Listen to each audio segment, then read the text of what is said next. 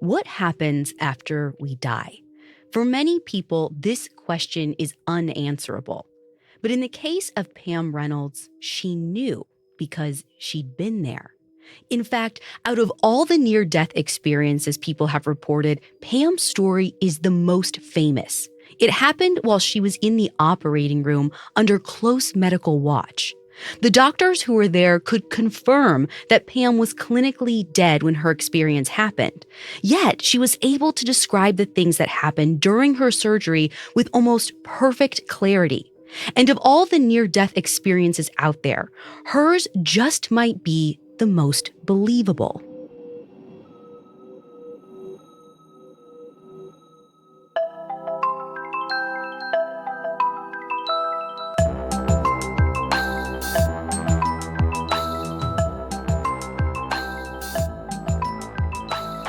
This is Supernatural, a Parcast original, and I'm your host, Ashley Flowers.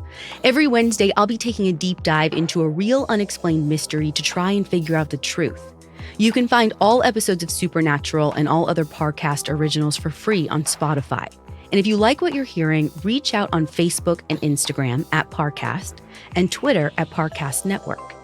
This week's episode is about Pam Reynolds, a singer who came back from the dead with tales about the other side. Though several scientists have tried to debunk Pam's story, there's yet to be an answer to what truly happened. We try to sort it out ourselves coming up.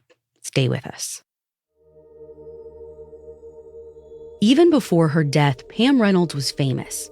In addition to being a singer-songwriter herself, she owned a company that recorded musicians like Bruce Springsteen and Pearl Jam.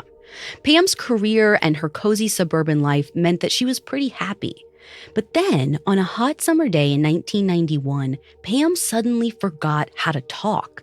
And I'm not sure whether Pam just couldn't make sounds or if she was totally forgetting the words in her head. But either way, Pam was disturbed by this. The loss of speech isn't her only symptom either. Pretty soon, Pam's struggling with extreme dizziness and difficulty moving her body. It's unclear how frequent these episodes happen or whether it was constant, but Pam knows that she has to see a doctor. After an MRI, her worst fears are confirmed. She has a large aneurysm. Even worse, it's located on Pam's brainstem, the area that controls fundamental life functions like swallowing and breathing. This means that operating on the aneurysm is particularly dangerous. One tiny mistake and Pam could lose the ability to breathe on her own or eat without a medical aid. But Pam doesn't really have a choice. According to doctors, she is a ticking time bomb, and at any moment, the aneurysm could rupture and Pam would be dead. Pam refuses such a dire fate, so she opts for the surgery. She makes an appointment at the Barrow Institute in Arizona, where she meets with a neurosurgeon named Dr. Robert Spetzler. Dr. Spetzler tells Pam that her aneurysm is so large and it's located in such a precarious position that a normal operation actually could be fatal. So instead, he proposes what's called a standstill operation. In this feat of medical magic, he would basically drain all of the blood from Pam's head, cool her body down to 60 degrees Fahrenheit, and stop her heart from beating. This will prevent Pam's blood from pumping and reduce the risk of her aneurysm rupturing during surgery. Basically, Dr. Spetzler is going to kill Pam and then bring her back to life. Now, standstill operations have been performed since 1952, but they're still extremely dangerous, with a mortality rate of around 12%. Still, Pam doesn't really have a better option. So on a bright August morning, she takes an antiseptic shower, and then the nurses help Pam onto a gurney. Then they roll her into the operating room. They help her onto a table and tie her legs and arms down. Then her eyes are taped shut and a breathing tube is inserted into her windpipe. Lastly, earbuds are placed into Pam's ears and they emit a loud clicking to monitor the neural waves in her brain. With everything in place, the doctors administer anesthesia and Pam slowly slips out of consciousness. But in order for the daring operation to be as safe as possible, the doctors need to make absolutely certain that Pam doesn't wake up. So they inject her with a huge dose of barbiturates. With the earbuds, they are able to watch the tranquilizers completely knock out Pam's brain function. Her neural waves disappear. Stampeding buffalo could barge into the operating room and Pam wouldn't wake up. I mean, she is completely out. It's at this moment that a 20-person medical team files into the room. They're all there to ensure that Pam makes it back from her journey to the other side. This team of doctors helps swathe Pam in cooling blankets packed with ice. This is to help lower her body heat. Then they thread a long, thin catheter through her jugular vein and into her heart. Her cardiothoracic surgeon hooks this up to a heart-lung machine. When Pam's body is at a chilling 60 degrees, Dr. Spetzler injects her with a large dose of potassium chloride. This stops Pam's heart, meaning that not only does she have no brain waves, she also has no heartbeats. So for all intents and purposes, at this point, Pam is dead. As if that's not crazy enough, though, Dr. Spetzler drains all of the blood from Pam's head. Once there's no more risk of blood causing the aneurysm to rupture, Dr. Spetzler begins his surgery. The first thing Pam hears is the buzzing of a drill as Dr. Spetzler saws open her skull. The singer-songwriter describes it as sounding like a perfect natural D.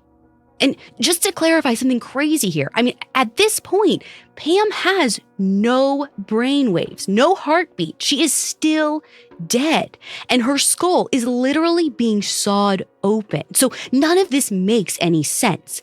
But Pam not only hears the buzzing, she feels as though the sound is pulling at something inside of her. It's like a fish hook sunk deep into her consciousness, tugging at her soul. And the clearer the sound gets, the stronger the pull is, until finally Pam feels herself pop right out of the top of her head. She has a strange sort of clarity as she floats out of her body. She feels herself drift above the operating table until she's hovering somewhere near the ceiling. From this height, Pam can see everything happening below. The operating table, the tools, even her own body, all of it as clear as day.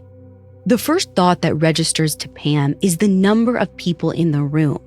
She recognizes Dr. Spetzler, but almost everyone else is a stranger. The next thing Pam notices is her hair. They had shaved one side of her head to perform the operation. The last thing she registers is the drill in Dr. Spetzler's hand. Pam thinks it looks more like an electric toothbrush than an actual surgical tool. Then, Pam hears the cardiac surgeon say that the arteries in her thigh are too small. And this confuses her because Pam doesn't understand what her thigh has to do with her brain surgery. It never occurs to Pam at any point that this is all very strange. She sort of just takes the fact that she's looking down at her dead body at face value.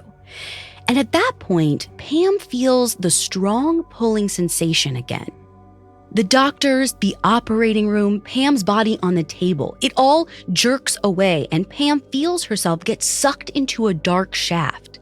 It's like she's in an elevator that's going up very quickly.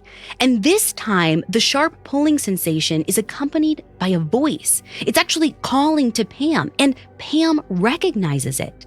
It's her deceased grandmother. Now, this is actually extremely common with near-death experiences, or NDEs. The people who have them often describe seeing and hearing the voices of their long-dead loved ones.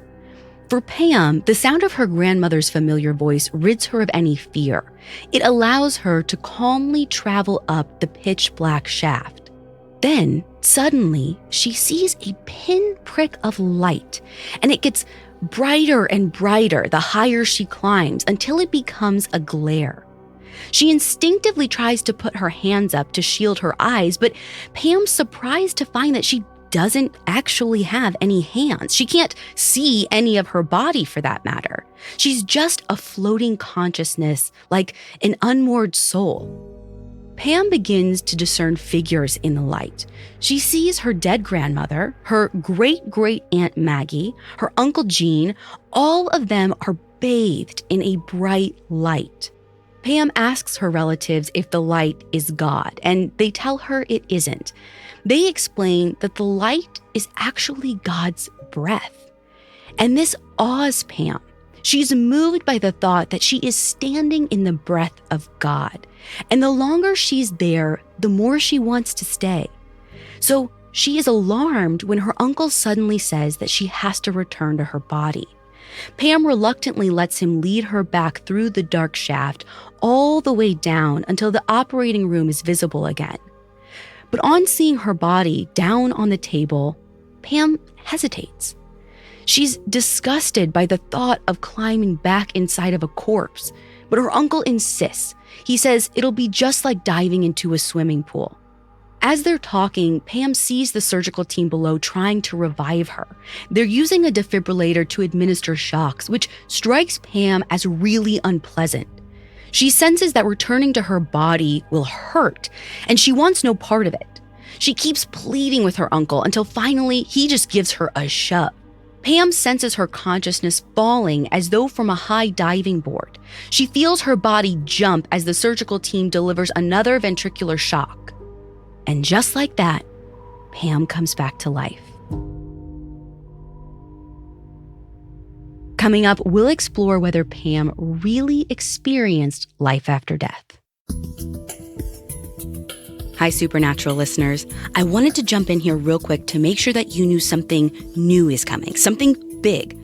I produce a show called Counterclock, and last season I teamed up with investigative journalist Delia D'Ambra. Together, we made 13 episodes about the unsolved murder of a woman named Denise Johnson. Because of Delia's reporting and the things she uncovered, the officials in charge of Denise's case say that it's now actively being reinvestigated. But we aren't done yet. Starting September 10th, the first 2 episodes of season 2 are dropping, and you won't even believe the wild twists and turns that this season takes, because technically, the case we're looking at is closed, but it's possible the wrong man was convicted purely due to racial bias, and a killer might still be walking free. Go binge season 1 now while you wait for season 2 to start on September 10th, because hint, hint, there might be some people from season 1 who come back to play a part, even in a completely new case. Search for Counterclock on Spotify or wherever you get your podcasts to binge season 1 and listen to the trailer for season 2. Season 2 comes out September 10th, so go now. That's Counterclock, all one word, and you can find it on Spotify or wherever you get your podcasts. Now back to the story. After her uncle pushes her, Pam knows she's alive. She can tell because she can hear the Eagles' iconic song Hotel California playing on the radio in the OR. Pam still has the clicking earbuds, so she shouldn't be able to hear anything. But the tune is distinct. Its lyrics hit the singer-songwriter in a different way than it ever has, as the Eagles croon, "You can check out anytime you like, but you can never leave." In the weeks after Pam's surgery, she still vividly remembers her experience, but for some reason, she doesn't share it with anyone. In fact, Pam assumes that the whole thing didn't even happen. She thinks it was just a hallucination, maybe some bizarre dream that she had right before she gained full consciousness. But then, 1 year after the surgery, Pam casually mentions to Dr. Robert Spetzler some of the details that she remembers from what she thought was her hallucination. And Spetzler is stunned. Everything Pam says matches almost exactly what transpired in the operating room. There really were 20 people in the room. The doctors really did discuss Pam's arteries being too small. The saw they used did resemble an electric toothbrush, and Hotel California was playing on the radio. Dr. Spetzler's never seen or heard of anything like this, and he can't explain it. From a scientific perspective, it makes zero sense. His reaction causes Pam to take her memories more seriously, so she contacts Dr. Michael Sabom, a cardiologist who researches near-death experiences. Dr. Sabom is immediately fascinated by Pam's case. With her permission, he accesses Pam's medical files. He too confirms that Pam's description of the surgery was accurate, and he's unable to explain how Pam knows any of these details. I mean, even if she had been conscious, she wouldn't have seen or heard anything. Sabom ultimately concludes that there had to have been some sort of extrasensory perception at work. In other words, Pam was able to somehow perceive things with her unconscious mind. And she's not the only one with this experience. Every year, there are thousands of people who report near-death experiences. Now, this name is a bit of a misnomer since many people who have NDEs weren't actually totally dead when their experience happened. But there are some people like Pam who actually did die and then come back to life. And in general, all these people call themselves experiencers. According to a Gallup poll, nearly 8 million Americans claim that they are an experiencer. These aren't just people looking for fame. Even celebrities have chimed in with their own tales of life after death. For example, in 2001, actress Sharon Stone was engulfed by a vortex of white light during a brain hemorrhage that almost left her dead. Sharon describes her NDE as beautiful. She says she interacted with deceased friends and loved ones, and when she returned from the otherworldly plane, she realized she was no longer afraid of death. All in all, her experience sounds a lot like Pam's. In his book, Transformed by the Light, pediatrician Dr. Melvin Morse outlined some key traits that characterize a full-blown NDE. The first is a clear sense of being dead. This is usually accompanied by an out-of-body experience where someone feels their consciousness or their soul float out of their body. Several people like Pam also describe traveling up through a tunnel, talking to long-deceased loved ones, and feeling an all-encompassing sense of peace and well-being. They report not wanting to return to their dead bodies or their complicated lives back on Earth. And there is one final common trait that crops up in most NDEs: the light. For Pam, the celestial light was the most profound part of her near-death experience. She remembers it as the breath of God. Sharon Stone called it a whole white light thing. But these words are tame when compared to some of the things that others have said. Some experiencers report talking with angels and running with beings of light. One man even said that he sat on Jesus Christ's lap. He says he was in awe of Christ's majesty and that they stared lovingly into each other's eyes. Some people even claim that their NDE was so powerful they were forever changed as a result. And this was actually the case with actor Tracy Morgan. On June 7, 2014, a huge truck slammed into Tracy's car, killing his friend and plunging Tracy into a near-fatal coma. While he's out, Tracy goes to heaven. There, he speaks with his long-deceased father. Their conversation ended with Tracy's dad saying, "I'm not ready for you." Then he asked Tracy to return back to life. Like Sharon and Pam, Tracy's been deeply affected by his experience.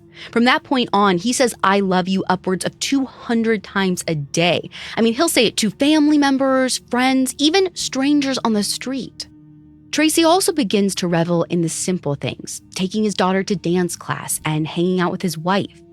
He says his NDE helped him tap into humanity. It reawakened his faith in his fellow man. And Tracy's not just being mushy. His life-changing experience, and Pam's and Sharon's, gels with what researchers are uncovering about NDEs as a whole. They found that experiencers often do go on to live very different lives than the ones that they were leading. Alcoholics can suddenly stop drinking.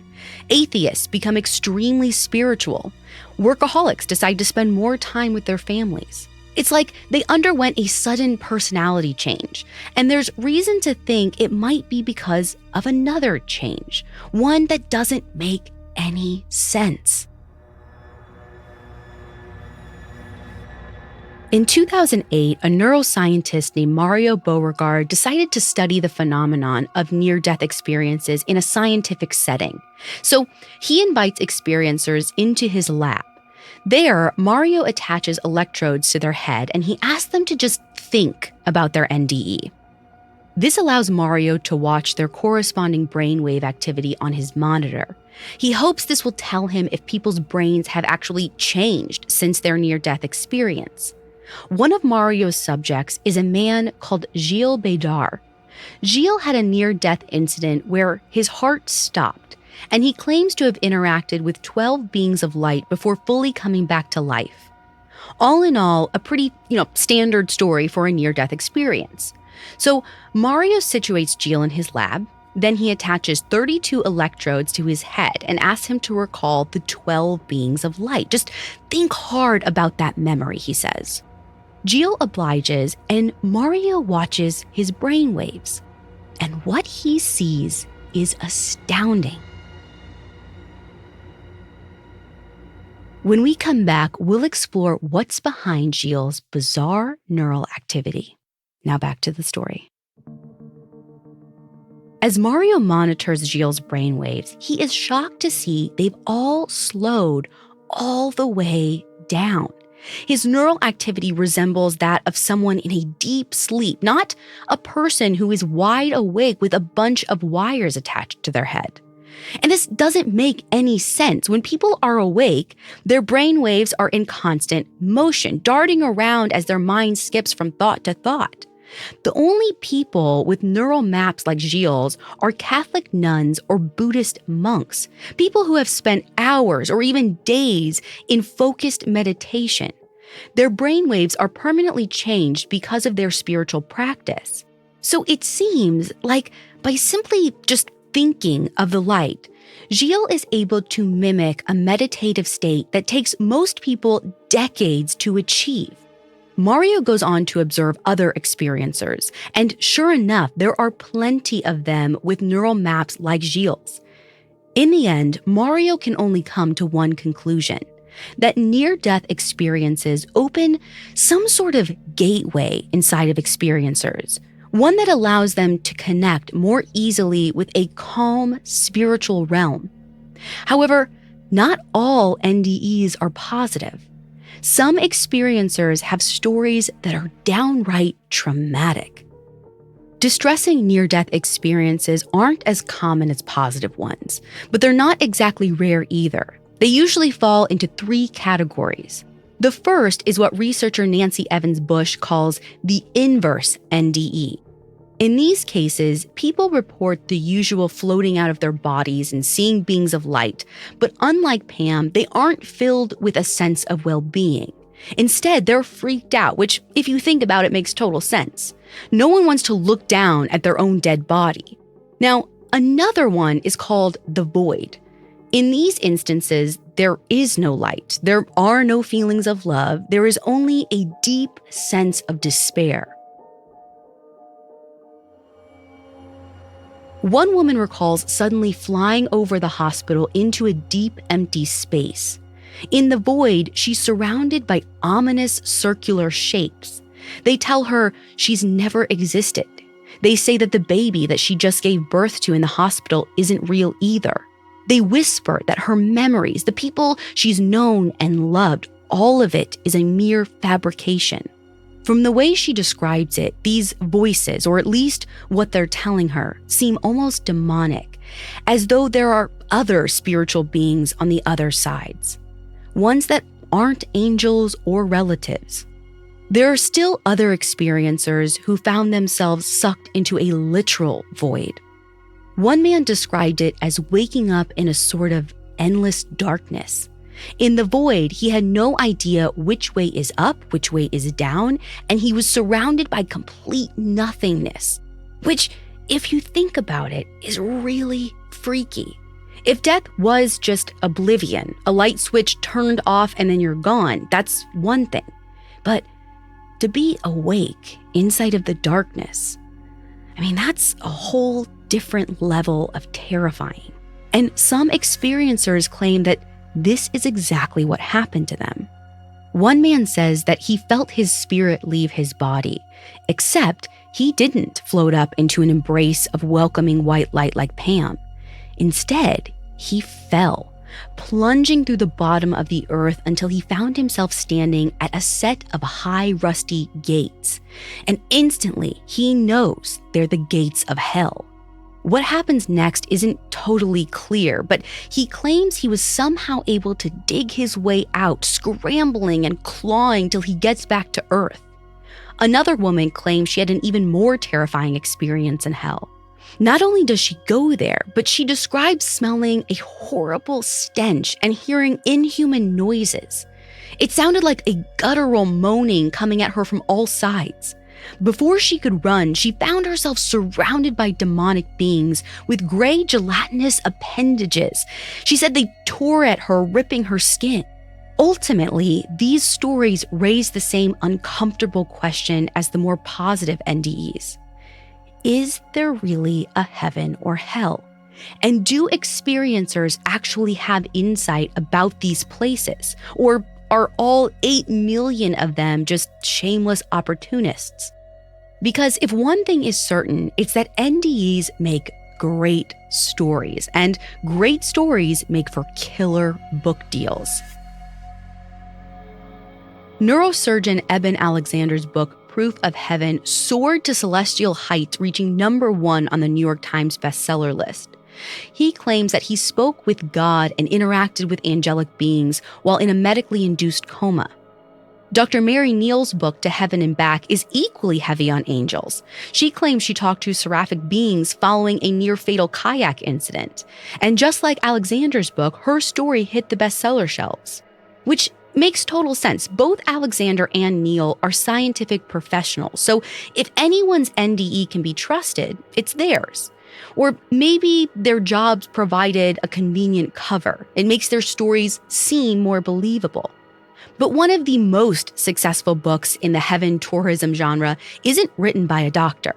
The authors were a young boy named Alex Malarkey and his father. It's called The Boy Who Came Back from Heaven.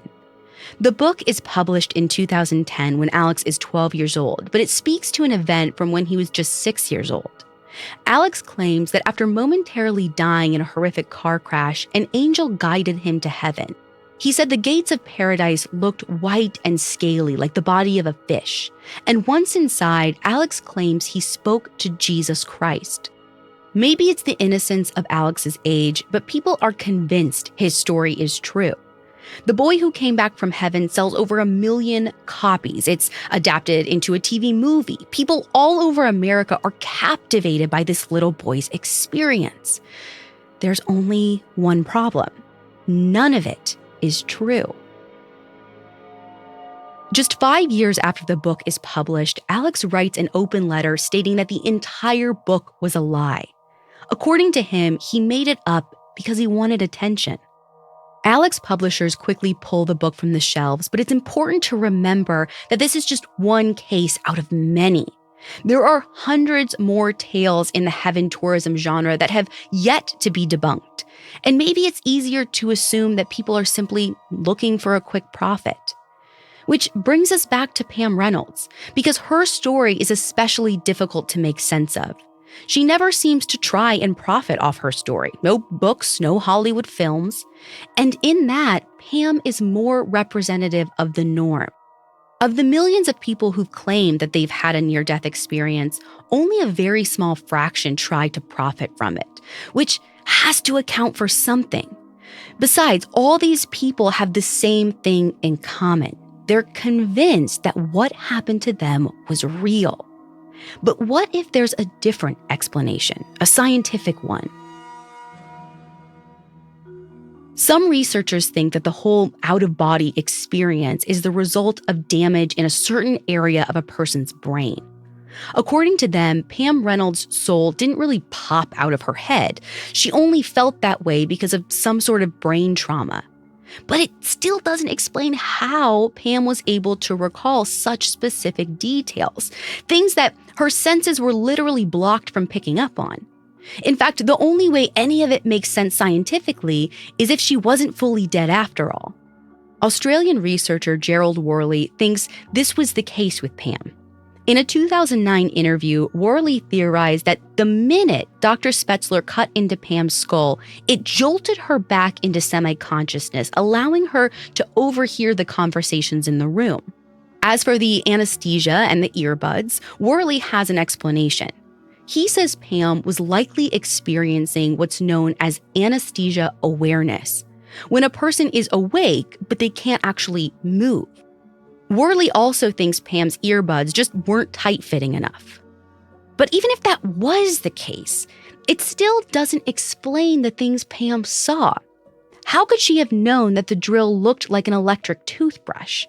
Worley explains this by saying the drill sounded like an electric toothbrush and that Pam was able to composite an image together in her brain based on the noise alone, which, I don't know, it seems like this is grasping a bit for an explanation, and it still doesn't explain the other fantastical things that Pam and the other near-death experiencers claim that they've seen.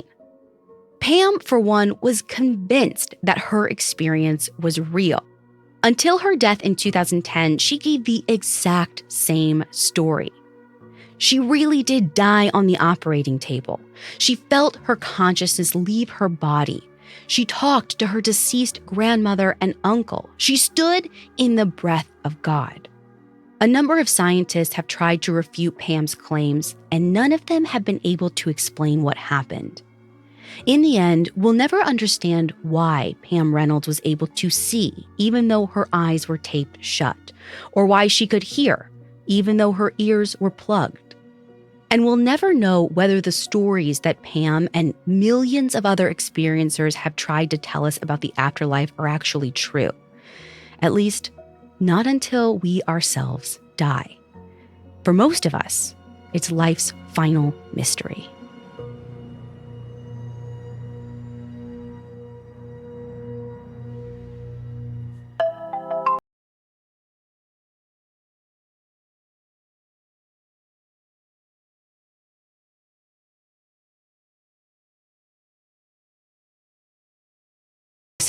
I'll be back next week with another episode. You can find all episodes of Supernatural and all other Parcast originals for free on Spotify. Spotify has all your favorite music and podcasts all in one place, so they're making it easier to listen to whatever you want to hear for free on your phone, computer, or smart speaker. And if you like this show, follow Parcast on Facebook and Instagram, and at Parcast Network on Twitter. Supernatural was created by Max Cutler and stars Ashley Flowers and is a Parcast Studios original. It's executive produced by Max Cutler, sound designed by Carrie Murphy, with production assistance by Ron Shapiro and Carly Madden. This episode of Supernatural was written by Obiageli Adimegu, with writing assistance by Kate Gallagher and Drew Cole. To hear more stories hosted by me, check out Crime Junkie and all Audio Chuck originals.